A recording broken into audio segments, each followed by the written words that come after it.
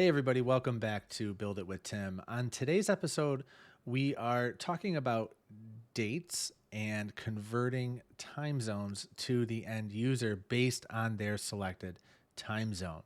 All right, it gets kind of tricky, but it's the basis of some really cool stuff that you can do.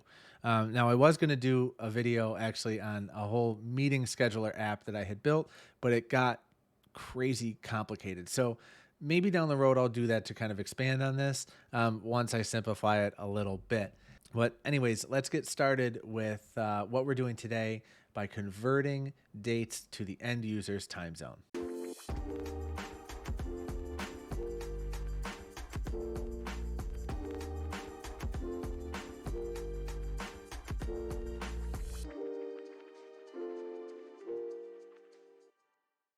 So the goal of today is to build a system that we can use inside of any application where we want to give the end user the ability to select their time zone and how they want dates to be formatted when they're viewing records that have a particular date. So the app that we're using right now has a time zone selected as UTC, and that means that when we actually submit a record to this table, the raw value that's saved in the data table is going to be saved in UTC, but using the different settings here that the user can configure, we are then going to output and display the UTC time that's converted into the selected time zone and format.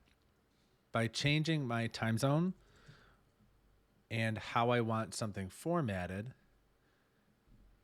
you can see that it's going to change the displayed version of the ticket creation date based on these settings. All right, first, let's set up our example kind of scenario. In this scenario, we're going to build the like a ticket support system. Okay, so we are going to use our quick start wizard to get started by selecting customer support and support ticketing system. Okay, we'll give this a name and create our app. Now this is going to create the data structure for us. And once the app is created, or at least the data is created, we'll pick a part of this app where we want to convert the time. Now, I think the best thing that we could do is to actually place a date time field on the ticket record itself and convert that date time field to the end user. And that date time field will be ticket creation date. Now, every single record that gets created into this tickets table is going to have that value populated. But what we want to do is, let's say our support team spans the globe, then we can take that value and we can convert it and display it to the end user so that the actual creation date of the ticket is relevant to the end user and for each end user individually. So to start with this, what we're going to do is go into our app settings. I want to go into my general settings, and I'm actually going to change my time zone to UTC. So let's see, we're going down to, where is it? There it is, GMT UTC. So this is going to be our base like reference point. Every single ticket's going to be created in UTC, and then based on who's viewing it, we'll convert it to their time zone and be good to go. So let's save this. And now we can go back to our data builder and let's create a table rule to say every time a ticket record is created, we are going to set ticket creation date to current date and time. This will set it to UTC and we can convert it later from there. In order to make this work, we need to create a table within our app that contains all of the time zones that we might want to select. So I'm actually going to pull this in from a CSV that I have of a bunch of time zones, and I can certainly include this with the video. So I'll put this in a link in the description here where you can grab this CSV if you want it. I'm going to add this data table from a CSV and we'll call this time zones. We'll walk through this process and import directly from the CSV. It will create our table for us and we'll be good to go from there. So here's a big list. I think there's like 400 or 500 time zones in here. But we're going to create that table here with all the time zones and then go to our users table. So the users table because we want to give each user the ability to select their own time zone, we need a connection from the users table to the time zone table. This will allow them to select a connected record out of the time zones table. But then we need to do something here and save the text value of that particular time zone that they selected. The reason being is if I have, here, let's do this. Let's actually select one. America, let's search for New York. There we go. Eastern Standard Time. So if I have this time zone selected, what's actually selected here is a record ID specifically. I've chosen the display field of the time zone, but what we're actually looking at, or what the system, what Tadabase is actually looking at, is a record ID. We need to save the connected text value in order to pass that on to our date conversion that we're going to do later. So I'm going to set up a table rule on the users table now to say every time a record is created or edited, set the time zone text field to a connected value of the selected time zone's text. And that will then look like this. Save that record, and now we get this outputted as a text string, which is what we want. All right. Now, how is this date conversion going to happen? Well, we're going to use the Tadabase date utilities pipe because it has a function in there called convert time. By navigating to the pipe section, we can install it. It's located up here in the upper right. If you don't see it for whatever reason, you can always search for date and find date utilities and install the pipe. The only thing we really need to set is some default values. So we can start with UTC. Now the format, this means how do we actually want to format the converted time? We can leave this as default for now. We might go back and actually change this depending on how we want this to look, whether you want it to show 24-hour, AM, PM, changed, whether it shows seconds or not. But let's just leave it as default, and we'll configure it later if we need to. And the date time value here is actually going to be fed in from our ticket record. So this is not going to be a default value of anything. We are going to feed this value in through the use of a pipe, or this pipe running in the data source of a component. All right, so that's it. All we have to do for now. I'm going to enable debug mode because this is kind of cool. So if we need to do any sort of troubleshooting on this as we're building it, then we can do that easily. Let's create just a sample page here for tickets. And we don't need anything special. We're just kind of testing and building out this one piece of functionality. Again, like most of my videos, what you do with this piece of functionality or this skill, I guess, is up to you. How you want to build it into your app, completely up to you. But here's how you do it. So the layout will do none, menu will do none, and this will be a table of tickets. And yes, let's include a form to add a new ticket. All right, previewing this app, we have our tickets table here, where we have all the details of the ticket and then this ticket creation date. Now, how are we going to take this value, convert it, and display it back to the user in their time zone? Well, one of the places that we can run a pipe is actually inside of the data source for this component. What that means is every single time this page loads for anybody, it's not actually running at the data level. That every single time the page refreshes, that pipe's going to run again. Now, the downsides to this is that the value that comes out of the pipe is not really tangible to us through other features that are built into Tadabase, such as filters and sorting and record rules and things like that. We can't really use it because it's not saved to the actual database. So back to our table component here for tickets, we are going to open up this table, navigate to the data source tab, and choose pipes. From here, we can actually run this pipe. Select your pipe, the date utilities, convert time. This one we set the time zone. Now this is the source time zone, the origin time zone. We set that as a default value of UTC. Format is a default value in the pipe. We don't have to set that right now. The date time we do have to set, so we have to give it a value, and we're going to give it the ticket creation date. And then we're going to give it the destination time zone of the logged in user's time zone text. Again, I can't choose the connection field because that will feed it a record ID. I need to choose the text version of that so that I feed it a text string. All right, now what that's going to do is when I go back to columns, I'm going to get this new option called pipe fields. It's going to list my pipe and the response that comes out of the pipe. Now, for this particular pipe, there's only one response, which is the converted date time.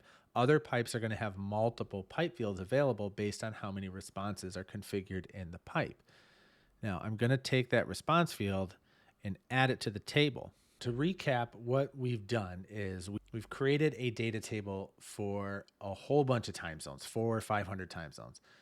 We've created a connection to that table on the users table to allow a user to select their time zone. So whether these are your support agents or whatever your use case is, those users are selecting their time zone either through sign up or profile something. We are then saving the connected value of that particular selected time zone as a text string. Then we have, in our case, a table of tickets, support tickets that are created by end users. And every single time one of those tickets is created, we set the date and time to the current date and time in UTC. And that UTC value comes from our app settings. Okay, when that page loads to display the tickets, we are taking the UTC created date time field, converting it to the logged in user's time zone, and displaying the converted time zone or time value to the user. It's you can see why the original the original video I was going to make was significantly more complicated. So just I know what I just explained was like a lot, but just maybe be grateful that I didn't do a very long-winded video on something that would have been really hard. So I'm logged into this app, so we could just go here and test this. Now, I didn't modify this form at all, so forgive me with that, but we have our subject and our details. Now, this doesn't matter to me right now, and this doesn't matter to me right now. And this actually doesn't even need to be here because this is set up on the table rule level. So when I create this, remember, this is setting the current date and time based on UTC. Okay, but what's important to me as a logged in user who selected America, New York, or Eastern Standard Time as our time zone is whether or not this is correct. And I look at my watch and it is indeed 12:34 p.m. So what I mentioned about the date conversion formatting is exactly this. So we have this, which is fine, but this could use some help. I'd like it to output like this. So in order to do that, we're going to reference our date function documentation to find the proper output.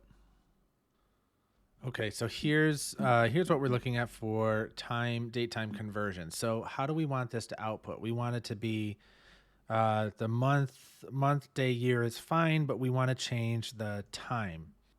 So I'll just look through this quickly, find what I need, and we'll be good to go. Okay, so back to our date utilities pipe. We can either change this default value here, or we could go change it in the actual data source pipe. I'm going to change it here. So month, day, year is fine. What I want to change is this. So we're going to take out the hours, minutes, and seconds, and I'm going to paste in what I found from the support doc that we were just looking at. So we have the 12-hour format with, I think it was with a leading zero. So let me see, G. Without leading zeros. You know what? How does this? Okay, we want leading zeros. So this is going to be a capital G. Lowercase I is minutes with leading zeros. And then we have a space. And then we have AM, PM. And we chose capital because we want it to be capital. We want it to match that. Now that that's all set up, we should be able to go back to this page, refresh it, and you can see that our output has changed. Now, depending on who I log in as, now for this, I'll just change my time zone here. Let's say I'm in London. So I change that, right? We're going to change that text value. When I, as a London user, log in and see this, then totally different time. Aha. Okay. Made a mistake.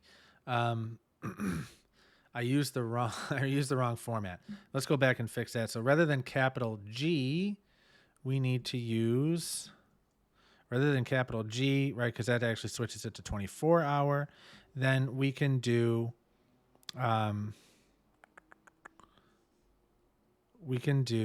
lowercase h. And that actually just gave me an idea. What if date format? What if we had another table of actual formats? We could do that. So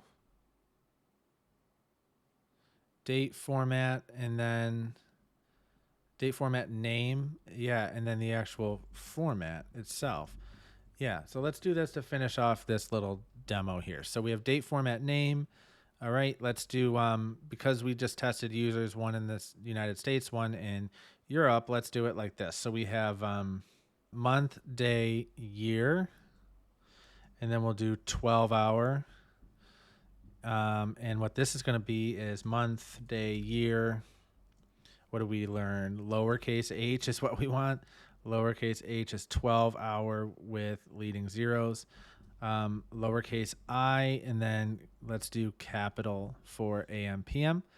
Okay, and then let's do just one more. Let's do, what do we want?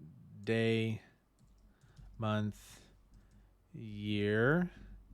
And this will be day, month, year. Capital G, lowercase. Sure. So this will be, and then 24-hour. We'll do it like that.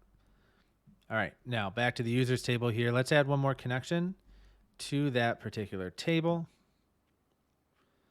And then a field for date format.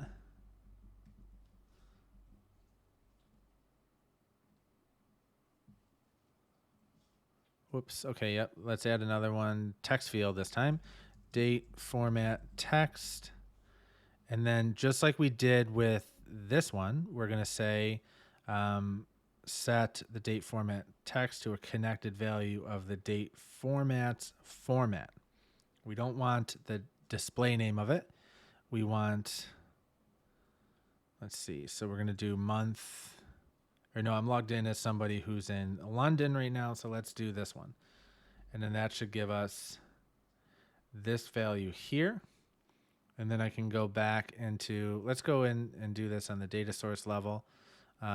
Format. Let's change this to a logged in users field of date format text. And hope this works. Yeah, cool. Okay. And then let's go back to users. Change this back to something like New York. Change this back to month, day, year, 12-hour, refresh. Perfect. Okay. All right. That's it for today's episode. We are done now. So this was one little piece that I wanted to teach you about using the Tadabase date utilities pipe, converting a date time field to an end user's defined time zone. And in this case, a nice little sneaky addition at the end there, the actual chosen date format that they want. Okay, so hopefully this helps you put another tool in your toolbox when you're building an app with Tadabase. Take what we've learned here today, build it into your particular use case in your particular app to kind of take everything, again, to the next level. Okay, that's the goal here with all of these videos. So anyways, thanks so much for watching, everybody. Take care.